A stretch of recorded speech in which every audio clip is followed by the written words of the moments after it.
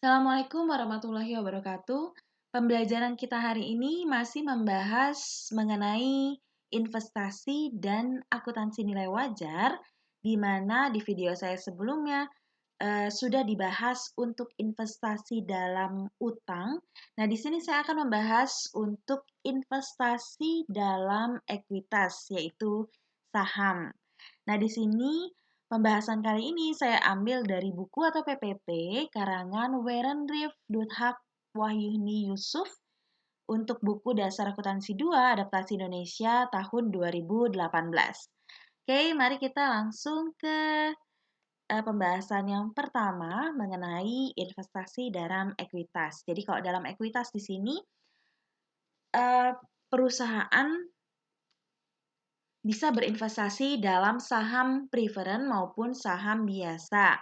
Nah, perusahaan yang berinvestasi dalam perusahaan lain ini disebut sebagai investor, dan perusahaan yang sahamnya dibeli ini disebut sebagai investi. Adanya jumlah persen dalam investi yang beredar yang dibeli oleh investor ini menentukan tingkat pengendalian atau kepemilikan yang dimiliki oleh investor atas investi. Nah, ini nantinya akan menentukan metode akuntansi yang digunakan untuk mencatat investasi saham. Jadi, berbeda perlakuannya antara kepemilikan misalnya ya, kurang dari 20%, 20 sampai dengan 50%, lebih dari 50%. Oke, ini yang tadi saya katakan.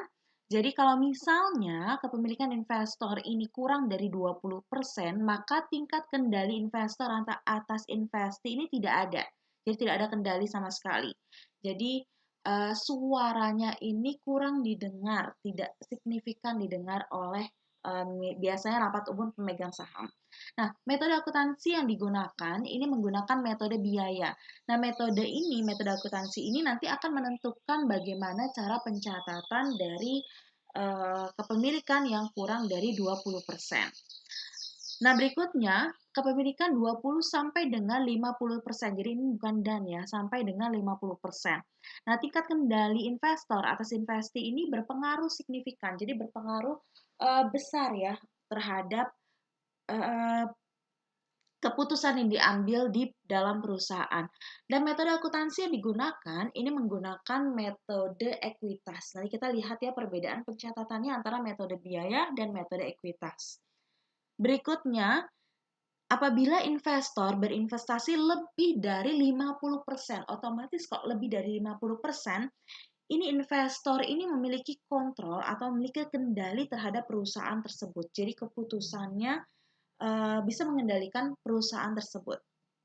Metode akuntansi yang digunakan ini adalah metode konsolidasi. Nanti ini terkait dengan adanya perusahaan induk dan perusahaan anak. Nah, laporannya nanti terkait perusahaan induk dan perusahaan anak ini akan digabung atau dikonsolidasi. Gitu ya. Baik, kita langsung masuk pembahasan pertama untuk investasi yang kurang dari 20% dan menggunakan metode biaya dalam pencatatannya. Nah, di sini jika si investor ini membeli investasi gitu ya, kurang dari 20%, ini investor ini tidak memiliki kendali atas investi atau atas perusahaan yang diinvestasikan.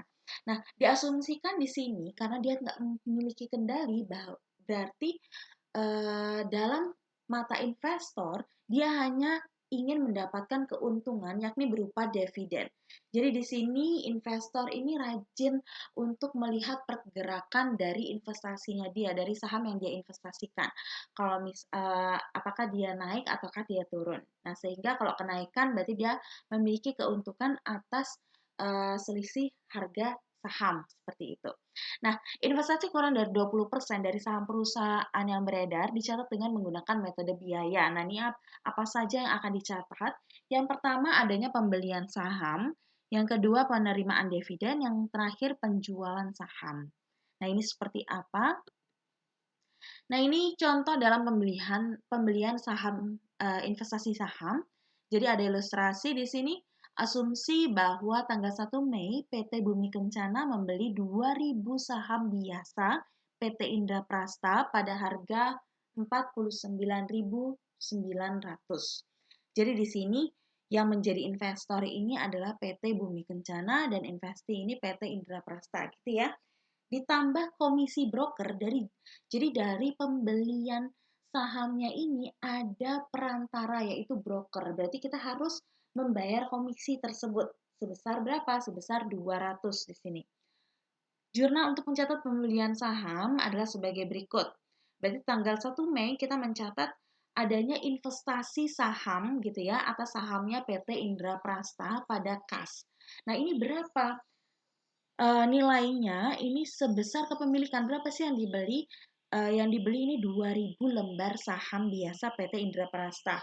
Di harga per lembarnya itu sebesar 49.900. Berarti kan 49.900 ini dikalikan dengan 2.000 lembar. Nah, ini kalau misalnya tidak ada perantara. Tapi di sini ada perantara yakni broker sebesar 200.000. Berarti dalam pembayaran investasi, berarti ini harus ditambahkan dengan komisi broker pembayarannya. Berarti di total 100 juta rupiah. Oke, yang berikutnya, penerimaan dividen. Jadi pada tanggal 31 Juli di sini, si investor atau PT Bumi Kencana ini menerima dividen sebesar 400 per lembar. Jadi sudah ditentukan ya, dividen 400 per lembar saham PT Indra Prasta. Jadi jurnal untuk penerimaan dividen, kebetulan ini dividennya dividen tunai, jadi kas yang diterima itu sebesar 2.000 lembar karena kepemilikan yang dia beli ini 2.000 lembar dikalikan dengan 400 rupiah per lembarnya, berarti 800.000. Berarti bisa kita catat kas pada pendapatan dividen sebesar 800.000. Nah, pendapatan dividen ini akan dilaporkan sebagai bagian dari pendapatan lain-lain pada laporan laba rugi PT Bumi Kencana atau pada laporan keuangan si investor. Nah, pada penjualan investasi di sini untuk penjualan investasi jadi ada menghasilkan ya, jadi umumnya dia menghasilkan laba atau rugi. Nah, untuk menghasilkan laba atau rugi berarti akan ada perbandingan harga antara harga penjualan dengan harga tercatat dari investasinya. Nah, di sini apabila nilai penjualannya itu lebih besar dari nilai tercatat investasi, maka bisa dianggap sebagai keuntungan. Jadi selisihnya lebih ya, selisih lebih berarti dianggap sebagai keuntungan dari penjualan. Tapi bila sebaliknya dianggap sebagai kerugian. Nah, ini contohnya, pada tanggal 1 September PT Bumi Kencana menjual 1.500, jadi dari yang 2.000 lembar saham yang dimiliki PT Bumi Kencana tadi, dia menjual nih 1.500 lembar saham PT Indra Prasta, harga penjualannya itu 54.500 per lembar saham. Nah, karena penjualannya ini melalui perantara juga, berarti kan dia harus membayar broker gitu ya, komisi sebesar di sini 160.000 rupiah. Nah, penjualan di sini menghasilkan laba sebesar 6.590.000. Ini dari mana? Kita lihat perhitungan yang di bawahnya ini. Dari hasil penjualan atau nilai penjualannya ini, penjualannya kan di sini 1.500 lembar. Berarti kita harus tahu nih, dari yang 100 juta yang tadi kita investasikan gitu kan, dibagi 2.000 lembar itu berapa? Dikalikan dengan 1.500 lembar saham. Nah, ini sorry. Jadi dari yang ini hasil penjualan ya. Nilai penjualannya itu dari yang 54.500 ini harga penjualan dikalikan berapa sih yang dijual? Yang dijual itu 1.500 lembar saham. Nah, ini dikurangi dengan komisi karena ada perantara di sini 160.000. Nah, ini hasilnya 81.500 sekian. Nah, dikurangi biaya atau nilai buku dari, bukan obligasi ya, ini nilai buku dari saham. Nah, nilai bukunya itu karena di sini 1.500 dari dari yang kepemilikan kita kan awalnya kan tercatat pada saat kita membeli investasi itu 100 juta. Berarti kita cari dulu nih 100 juta nilainya berapa? 100 juta dibagi 2000 lembar itu berapa? Dikalikan dengan berapa sih yang dijual? Yang dijual itu kan dikeluarkan 1500 lembar. Berarti hasilnya itu untuk yang 1500 nilainya nilai bukunya itu sebesar 75 juta. Nah, selisihnya dari sini ternyata nilai penjualannya itu lebih besar daripada nilai buku investasi sahamnya. Berarti di sini ada kelebihan gitu ya. Berarti dicatatnya laba atas penjualan sebesar 6.590. Nah, ini bagaimana pencatatannya? Berarti pencatatannya kas yang kita peroleh ini adalah penjualan kita sebesar 81.500. Terus investasi yang kita jual ini sebesar 75 juta. Ternyata selisihnya di sini ada laba atas penjualan sebesar 6.590. Nah, laba atas penjualan investasi ini dilaporkan di pendapatan lain-lain pada laporan laba rugi PT Bumi Kencana atau pada laporan bukunya si investor. Gitu ya. Baik, kita lanjut. Nah, di sini ada soal yang berbeda ya. Pada tanggal 1 September pada tanggal 1 September ini 1.500 saham PT Berkah Niaga diperoleh dengan harga Rp24.000 per lembar saham.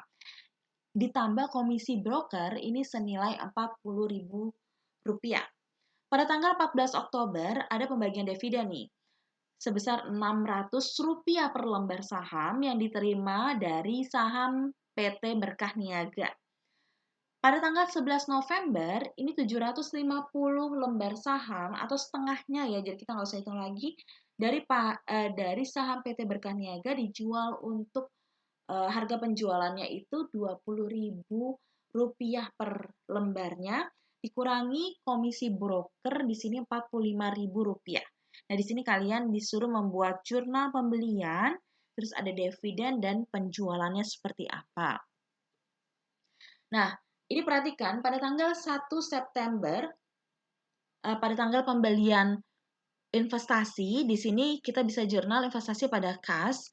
Nilainya berapa? Nilainya 1.500 yang dibeli gitu kan.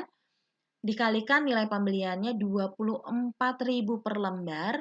Ini ditambah dengan komisi broker senilai 40.000. Berarti kas yang kita keluarkan ini sebesar 36.040.000. Nah, pada tanggal 14 Oktober di sini ada pembagian dividen sebesar 600 per lembar. Berarti karena kepemilikan kita hanya sebesar 1.500 lembar saham gitu kan. Berarti Rp600 per lembar ini dikalikan 1.500 lembar. Jurnalnya kita bisa mencatat kas pada pendapatan dividen sebesar 900 juta.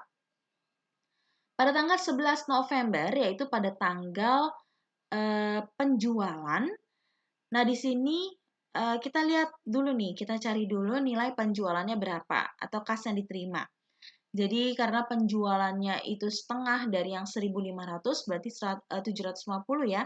Berarti 750 kali nilai penjualannya dikurangi dengan komisi broker. Kas yang diterima berarti atau nilai penjualannya ini sebesar 14.955.000. Nah, investasi atau saham yang dijual ini sebesar 750 atau setengahnya dari investasi saham ini kan 36.040.000. Berarti 36.040.000 ini dibagi 2 atau dikalikan setengah berarti sebesar 18.020.000. Nah, dari selisih ini ternyata penjualan atas investasi saham ternyata rugi ya. Rugi sebesar 3.065.000. Baik, kita bahas yang berikutnya. Baik, yang berikutnya kepemilikan 20% sampai dengan 50%. Nah, ini metode pencatatannya menggunakan metode ekuitas. Oke, jika pembelian investor antara 20 sampai dengan 50% dari saham yang beredar investi, investor ini dianggap memiliki pengaruh yang signifikan. Berarti pengaruhnya dia untuk mengendalikan perusahaan ini berpengaruh besar ya. Dalam hal ini diasumsikan bahwa investor membeli saham terutama untuk alasan strategis seperti mengembangkan hubungan pemasok seperti itu ya. Investor dengan kepemilikan 20 sampai dengan 50% dari saham yang beredar ini mencatat laporannya gitu ya, mencatat jurnalnya ini dengan metode ekuitas. Nah, berdasarkan metode ekuitas, saham dicatat pada awalnya sebesar biaya perolehan termasuk komisi broker. Ini sebenarnya sama dengan pencatatan awalnya ya untuk metode biaya. Kita lihat ya perbedaannya di mana ya. Jadi berdasarkan metode ekuitas, akun investasi akan disesuaikan untuk bagian investor atas laba neto dan dividen dari investasi. Nah, penyesuaiannya ini sebagai berikut. Jadi, untuk laba neto, investor mencatat bagiannya atas laba neto investasi sebagai peningkatan dalam akun investasi. Bagiannya atas rugi neto dicatat sebagai penurunan akun investasi. Dan untuk pembagian dividen di sini, bagian investor dividen tunai yang diterima dari investi akan mengurangi akun investasi. Jadi, karena dia berpengaruh, si investor ini memiliki pengaruh yang kuat dalam perusahaan yang diinvestasikan, maka dia akan melihat pergerakan naik turunnya atau melihat pergerakan laba atau ruginya perusahaan. Jadi laba atau ruginya perusahaan ini akan juga berpengaruh terhadap si investor. Berpengaruh seberapa besar ya? Berpengaruh sebesar kepemilikan yang dia miliki gitu ya. Dan juga pada saat pembagian dividen eh, karena dia merasa memiliki gitu ya, karena dia berpengaruh terhadap perusahaan, maka pada saat pembagian dividen ini akan mengurangi akan-akan ini akan mengurangi investasinya dia. Jadi akan mengurangi akun investasinya si investor seperti itu. Nah, ini contohnya. Jadi diasumsikan pada saat pembelian ya, PT Sinar Purnama dia membeli kepemilikan 40% saham biasa PT Flamingo. Jadi di sini yang investornya itu PT Sinar Purnama. Pada tanggal 2 Januari 2016 seharganya 350 juta. Nah, ini pencatatannya sama ya untuk pembelian saham. Jadi investasi pada saham PT Flamingo pada kas sebesar 350 juta. Nah, ini pembelian 40% ya. Nah, pada saat si PT Flamingo ini, jadi pada tanggal 31 Desember 2016, PT Flamingo ini melaporkan bahwa ada laba ini sebesar 105 juta. Nah, laba ini karena kita sebagai investor ya memiliki pengaruh yang kuat, maka laba ini berpengaruh terhadap kepemilikan investasi kita. Jadi, seberapa besar? Seberapa besar kalau misalnya kita kepemilikannya 40%, berarti hanya 40%-nya saja yang berpengaruh. Karena ini melaporkan laba, berarti untuk pencatatan metode ekuitas, jadi kita melaporkan nih ada penambahan investasi saham atas saham Flamingo pada pendapatan PT Flamingo sebesar berapa? Sebesar 40%-nya, yaitu 40% dikalikan 105 juta, yaitu 42 juta. Oke, pendapatan dari PT Flamingo ini dilaporkan pada laporan laba rugi. Nah, tergantung pada jumlahnya nih, mungkin akan dilaporkan secara terpisah atau sebagai bagian dari pendapatan lain-lain. Jika PT Flamingo memiliki kerugian selama periode tersebut, maka jurnal akan menjadi debit rugi gitu ya, PT Flamingo dan kredit ke akun investasi. Nah, ini mencatat dividen. Selama tahun berjalan, jadi PT Flamingo ini mengumumkan dan membayar dividen tunai sebesar 45 juta rupiah. Nah, berdasarkan metode ini, jadi PT Sinar Purnama atau sebagai investor, dia mencatat nih dividen PT Flamingo sebagai berikut. Nah, dia terima gitu ya, kas yang dia terima sebesar 40%-nya saja dari 45 juta, berarti sebesar 18 juta.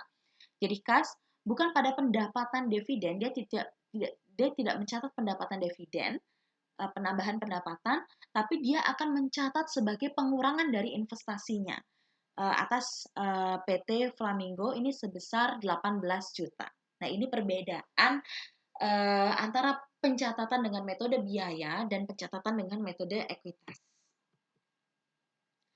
Nah, dalam penjualan investasi saham ini sama saja ya dengan metode di bawah kepemilikan di bawah 20%. Jadi kalau misalnya nilai jualnya itu di atas dari nilai yang tercatat, maka kita bisa dianggap itu sebagai keuntungan dari penjualan. Kalau misalnya di bawah, ya dianggap sebagai kebalikannya ya, kerugian dari penjualan. Oke, contohnya di sini, jika PT Sinar Purnama menjual saham PT Flamingo pada tanggal 1 Januari 2017 dengan harga 400 juta, nah di sini ada laba senilai 26 juta. Jadi di sini udah dihitung ya, nilai penjualannya itu 400, terus nilai bukunya itu 374.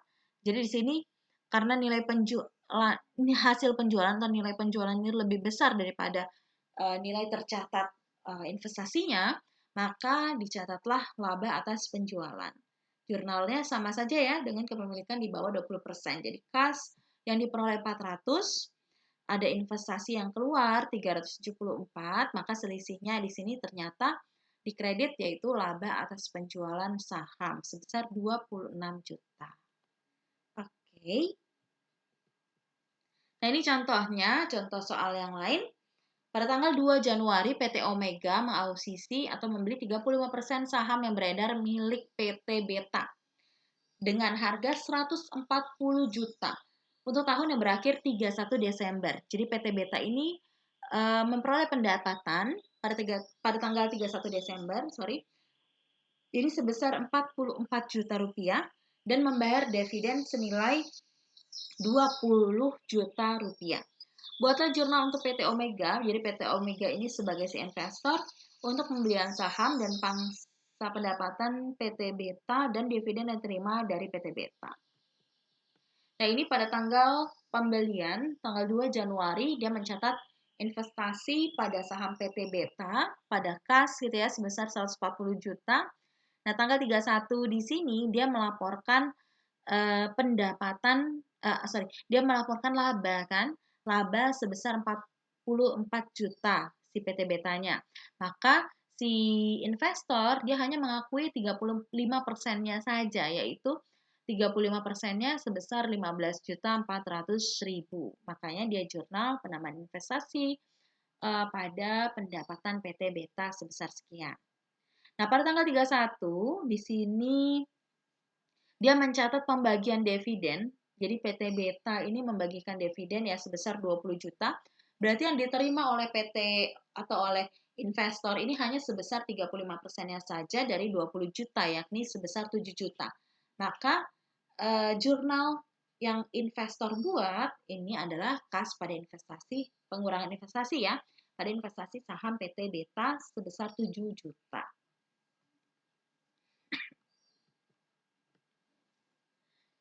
Nah, ini pemilikan di atas 50%. Jadi pemilikan di atas 50%, metode pencatatannya ini metode konsolidasi. Sebenarnya untuk kepemilikan di atas 50% kita nggak pelajari di sini, nanti kalian akan pelajari ini di akuntansi lanjutan ya.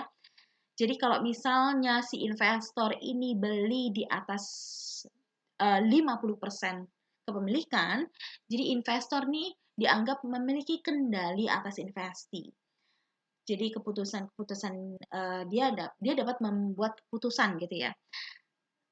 Pembelian kepemilikan di atas 50% ini disebut sebagai kombinasi bisnis atau business combination. Dalam hal ini diasumsikan bahwa investor membeli saham investasi terutama untuk alasan strategis, misalnya perusahaan dapat bergabung untuk menghasilkan lini produk yang lebih efisien, diversifikasi lini produk, memperluas geografis, atau memperoleh pengetahuan dan lain sebagainya.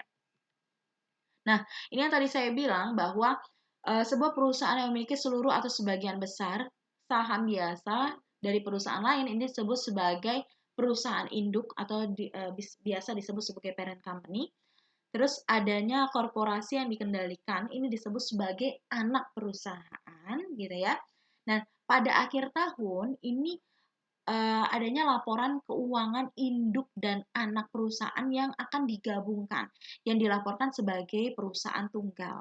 Nah, laporan keuangan gabungan ini disebut sebagai laporan keuangan konsolidasi. Nah, ini nanti kan kalian pelajari pada semester berikutnya ya di akuntansi keuangan lanjutan. Jadi nggak dipelajari di sini ya. Oke, berikutnya ini saya akan membahas mengenai penilaian dan pelaporan investasi. Ini terkait dengan nilai pasar wajar. Jadi biasanya ini investasi yang kurang dari 20%. Jadi kalau investasi kurang dari kita berinvestasi kurang dari 20% sehingga kita tuh tertarik ya dengan pergerakan nilai wajar atau nilai pasar dari si investasi tersebut. Nah, jadi karena kita kan mengharapkan keuntungan ya, keuntungan berupa dividen. Nah, ini kalau misalnya nilai pembelian kita lebih maksudnya nilai pasarnya itu lebih tinggi daripada nilai pembelian, maka kita bisa catat itu berarti adanya keuntungan yang kita peroleh itu berapa, atau misalnya di nilai pasarnya itu di bawah dari harga pembeliannya, berarti kita kan harus memprediksi wah itu kerugian yang kita peroleh itu berapa. Nah, di sini kita belajar mengkaitkan dengan nilai pasar wajar dari si investasi tersebut, baik dalam sekuritas hutang maupun dalam sekuritas ekuitas. Nah, baik dalam sekuritas hutang, gitu ya, investasi dalam sekuritas hutang maupun sekuritas ekuitas, di sini ada 3 klasifikasi sekuritas. Jadi dibagi menjadi 3 klasifikasi, yaitu jadi dalam pembeliannya itu, jadi kita bagi lagi klasifikasikan sebagai trading securities atau sekuritas ini yang investasi yang diperdagangkan, memang tujuannya untuk diperdagangkan. Biasanya kalau untuk diperdagangkan ini nggak lebih dari 1 tahun, nggak boleh lebih dari 1 tahun, atau biasanya ini dalam waktu 3 bulan. Jadi pada saat kita beli memang itu nanti akan kita jual kembali dalam waktu dekat. Itu biasanya akan dilaporkan sebagai investasi lancar, masuk kategori aset lancar ya. Yang kedua, available for sale securities atau investasi yang memang tersedia untuk dijual. Ini bisa saja dipegang gitu ya, atau nantinya akan dijual. Ini apakah dia masuk kategori lancar atau tidak, ini tergantung dari manajemen akan menentukan bahwa dia dijualnya ini dalam waktu kurang dari 1 tahun atau kan lebih dari 1 tahun. Jadi perlakuan akuntansinya nanti berbeda, pengelompokannya ini akan berbeda, apakah di aset lancar atau aset tetap. Dan terakhir ini klasifikasi how to maturity securities. Jadi investasi yang disimpan, yang memang dibeli untuk disimpan, jadi dia tidak untuk dijual kembali, dia hanya disimpan sampai dengan jatuh tempo. Tentunya di sini ada tujuan dari disimpannya investasi ini sampai dengan jatuh tempo. Ini biasanya untuk held to maturity ini biasanya investasi dalam hutang yaitu obligasi. Nah, tujuannya apa? Tujuannya yaitu dari dia memperoleh keuntungan dari investasi tersebut yang disimpan sampai dengan jatuh tempo. Biasanya keuntungannya berupa pendapatan bunga yang diperoleh. Nah, ini saya bahas satu persatu. Yang pertama, untuk trading securities. Jadi, trading securities ini sekuritas hutang dan ekuitas yang dibeli untuk mendapatkan keuntungan jangka pendek dari perubahan harga pasar mereka. Jadi, untuk trading securities namanya juga trading ya, diperdagangkan. Jadi, pergerakan naik turunnya saham itu biasanya kita pantau terus. Jadi, kalau misalnya biasanya ya, kalau lagi tinggi berarti kita jual gitu ya. Lagi rendah itu bagaimana perlakuannya untuk mendapatkan keuntungan. Nah, trading securities ini sering dipegang oleh bank, reksadana, perusahaan asuransi, dan lembaga keuangan lainnya. Oleh karena trading securities diadakan sebagai investasi jangka pendek, maka mereka dilaporkan sebagai aset lancar pada laporan posisi keuangan. Trading securities ini dinilai sebagai portfolio itu kelompok ya, dari sekuritas yang menggunakan nilai wajar sekuritas. Nilai wajar atau fair value adalah harga pasar yang akan diterima perusahaan jika sekuritas dijual. Jadi kita melihat nih nilai wajar atau harga pasar pergerakan sahamnya nih pada saat berapa harus dijual. Perubahan nilai wajar dari portfolio dari trading securities diakui sebagai keuntungan atau kerugian yang belum direalisasi. Kalau memang dia belum kategorinya, kenapa ini belum direalisasi? Karena memang ini tidak dijual, tapi perbedaannya gitu ya, pergerakannya ini harus dilaporkan di laporan keuangan, dicatat pada laporan posisi keuangan dan juga biasanya laporan laporan laba rugi. Nah, ini contohnya. Asumsikan PT Mulia membeli portfolio sekuritas trading selama tahun 2016. Nah, ini portfolionya. Pada tanggal 31, biaya dan nilai wajar sekuritas adalah sebagai berikut. Jadi, pada tanggal 31 Desember, walaupun kita tidak menjual saham kita, kepemilikan kita melihat nih pergerakannya, itu kira-kira bagaimana terhadap nilai pasar di bursa misalnya. Nah, di sini kita memiliki 3 sekuritas gitu ya, dari PT Asahan, Millennium, dan Piawai gitu ya, dengan jumlah saham kepemilikannya 400 lembar, 500 dan 200. Nah, ini ada total biaya dan ini nilai wajar per 31 Desember 2016. Nah, ternyata dari portfolio ini total biaya dan nilai wajar ada selisih. Nah, ini selisihnya selisih lebih karena lebih besar nilai wajarnya sebesar kalau kita selisihkan ini sebesar 1.300.000.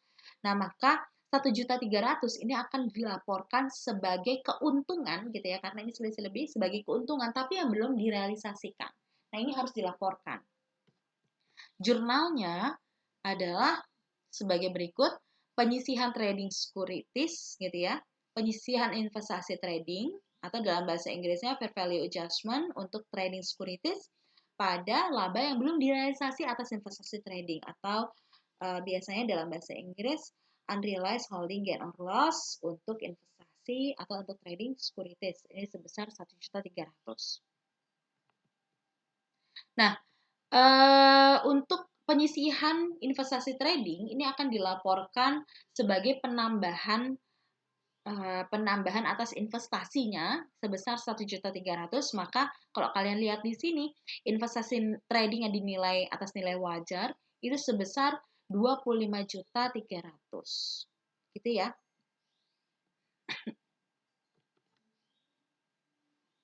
Oke. Di penyesuaian akan mendebit rugi belum direalisasi atas investasi trading dan penilaian. Oke. Nah, di sini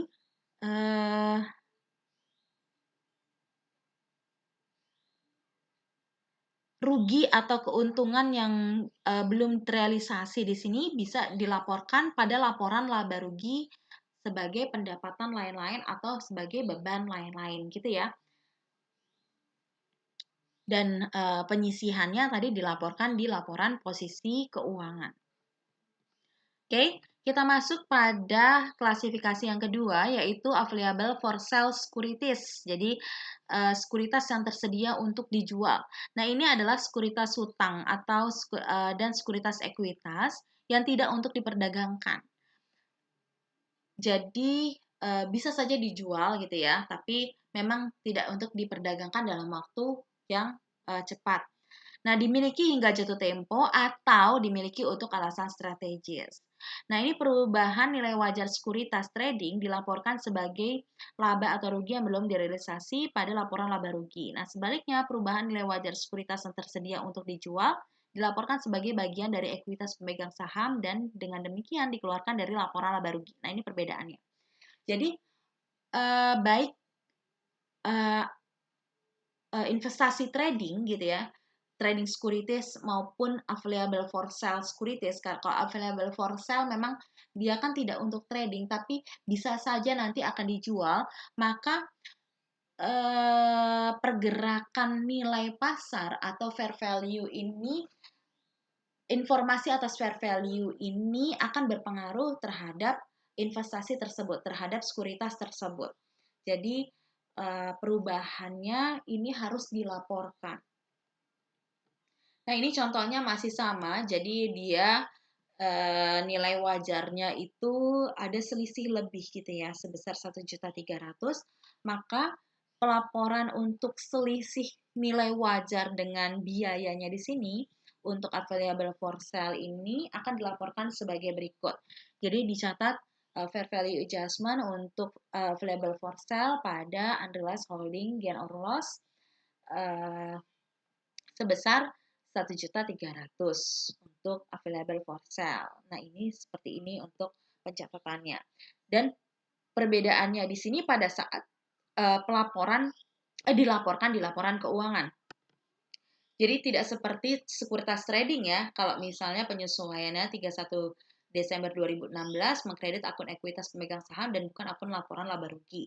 Nah, saldo kredit di laba atau rugi belum terrealisasi atas investasi tersedia untuk dijual ditambahkan ke akun ekuitas pemegang saham. Oke. Sedangkan saldo debit dikurangi dari ekuitas pemegang saham. Jadi kalau misalnya klasifikasi untuk available for sale securities, jadi unrealized holding gain or loss-nya atau laba atau rugi yang belum terrealisasi di sini berpengaruh terhadap ekuitas dan dikeluarkan dari laporan laba rugi. Jadi nggak dilaporkan di laporan laba rugi, tapi dilaporkan dalam ekuitas pemegang saham. Dia sebagai penambah ekuitas. Untuk fair value adjustment-nya, untuk penyisian investasinya tetap ya sebagai penambahan investasi di aset. Jadi investasi yang tersedia untuk dijualnya tetap 25.300.000. Nah, perbedaannya di sini. Gitu ya.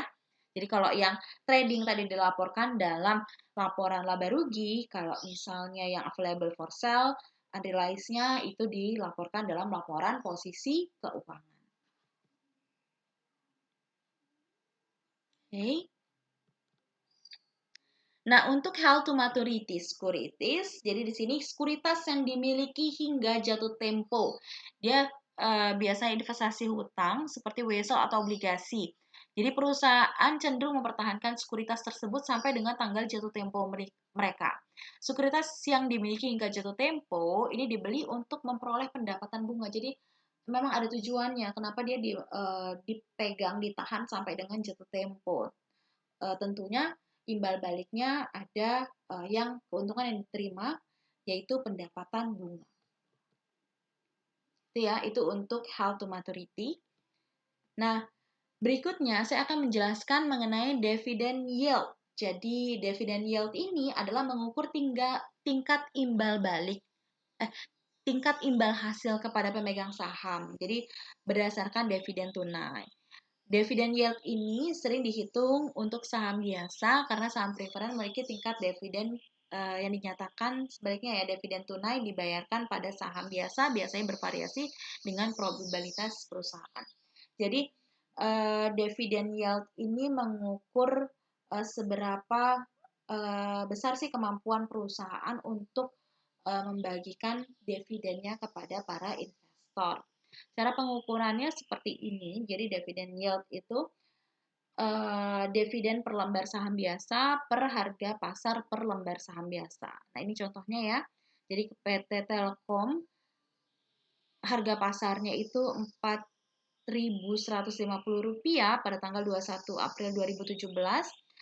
Selama tahun sebelumnya PT Telkom telah membayar dividen sebesar 136 sekian per lembar saham. Dengan demikian, dividen yield saham biasa PT Telkom bisa dihitung sebagai berikut. Jadi 136 sekian dibagi 4.150. Jadi sebesar 3,29%. Jadi dapat dikatakan bahwa kemampuan perusahaan dalam membayar dividen kepada investor itu sebesar 3,29%. Seperti itu untuk dividen yield. Oke, terima kasih. Itu pembahasan yang bisa saya sampaikan untuk investasi dalam ekuitas. Jika ada pertanyaan, silakan bertanya. Oke, wassalamualaikum warahmatullahi wabarakatuh.